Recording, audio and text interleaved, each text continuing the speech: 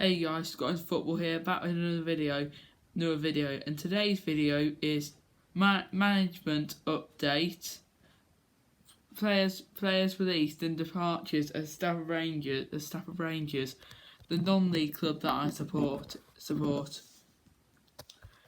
In the 70s and 80s, they were a really famous team. They used to be in the top division of non-league, the National League, and he got to 3 FA Trophy finals in the 80s and 70s, 80s I think, and he won 2 FA Trophy finals and lost one of them. I think it was the Barnet. I think he beat Scarborough and Kettering in the 2, and then the other one lost Barnet to Barnet. Right. So the first date is the 22nd of May. 2 weeks and 2 days ago today, Jody Banham was appointed Stafford Rangers manager, and his assistant was Matt Hill. Jody Banham has previously managed Aston United for 3 seasons until they were part company with him when they were struggling this season. So Matt Hill has been a player at Stafford Rangers since January 2019, halfway through last season at the club, until being assistant manager 16 days ago. On the 25th of May, the manager had a look at his squad and decided which players were going to come back to the squad and which players were going to get released. We're not going to come back and get released. So the released players from the 25th of May as follows are Joe Burks, Paul Bignut, Jazz Lucky and Jack Serrett. With all fairness, all of the fans were surprised about Jack Serrett. So was I, because he gave it 100% throughout the team this season. And he was there for 4 seasons. I think he's been there since we came back up into the Northern Premier, since being in the Northern Premier South East Division, which is the one below the one we're currently in now. Before I looked at the departures 16 days ago, to about 2 weeks ago, I knew that Paul Bignut would be on the way out. I knew that one. And I thought Joe Burks would be giving another chance, because he never got used under other managers, and under a new manager, he's really young. I thought he would have given him a chance because I'm thinking a different manager coming in might have a different way of things and might decide to keep him perhaps. Oh, well, Jazz Lucky went, and he was only there for about 3 months, because he got brought in about January, February, and then we didn't really get into the team as much, really, but the last game I went to was against Whitby at home. He got the assist for Jake Charles' goal.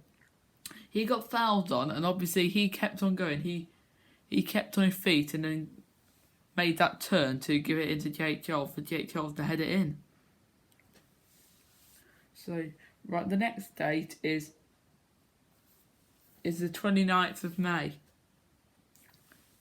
It's Jake Charles departed to Farsley Celtic, a club which is actually closer to his home, because he lives near Leeds. I think in Leeds or near Leeds. Also, I think he wants to challenge himself at a higher division as well. Higher division. Because I know that the Farsley Celtic manager said whenever he had seen him play against his Farsley Celtic team, he is actually pretty impressed with what he saw from him, and he wanted to strengthen up his squad. I've got no disrespect to Jake Charles going off to somewhere else. He's only young, really, 23, 24. But the sad thing is that Jake Charles has carried us for the last 2 seasons. Without his goals this season, his 8 goals, I dread to think where we would have been. We'd have probably already have been relegated. fair, but obviously I don't think if I knew that Jake Charles might possibly have been going because he's too. I thought he was too good for the league. Well, he was still good enough to be in our division. If we would have got relegated, I don't think he'd have stayed if we would have got relegated. So the manager wanted him at Rangers still, but he just decided he got an offer from somewhere else, and he decided to take it. It was closer to his home, and obviously he might get a little bit more money perhaps, and he might be able to prove himself at a high level. My big question is, will he be able to keep it up in the National League?